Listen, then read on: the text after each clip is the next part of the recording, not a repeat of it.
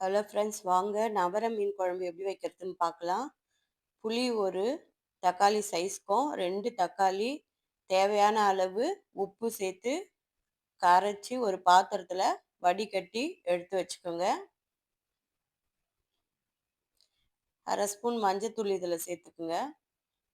குழம்பு காரத்துக்கு தகுந்த மாதிரி மிளகாத்தூள் சேர்த்து புளியோடு சேர்த்து நல்லா கரைச்சி வச்சுக்கோங்க.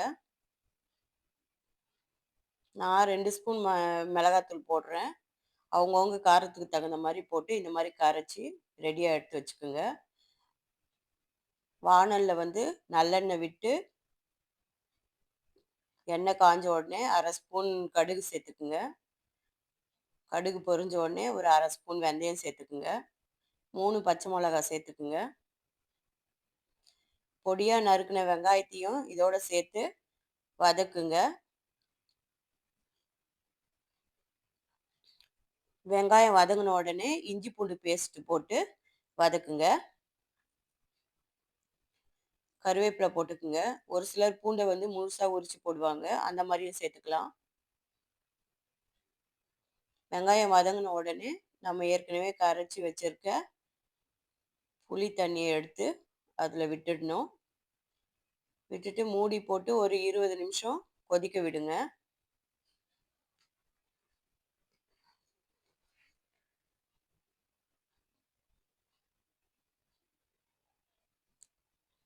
பாருங்க, கொதிச்சு தனியாக பிரிஞ்சு வருது பாருங்க.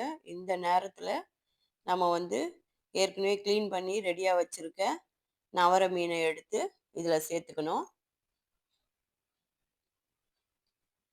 குழம்புல முங்குற மாதிரி அந்த மீனை போட்டுட்டு மெதுவாக கலரி விடுங்க.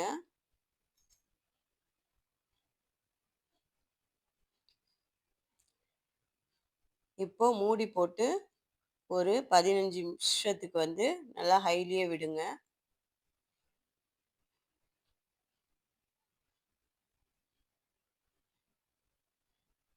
இப்போ 15 நிமிஷம் ஆயிடுச்சு. இந்த நேரத்தில் நீங்கள் நல்லெண்ணெய் விட்டுட்டு ஒரு 5 நிமிஷம் சிம்மில் வச்சு எடுத்தீங்கன்னா மீன் குழம்பு ரெடி ஆகிடுங்க.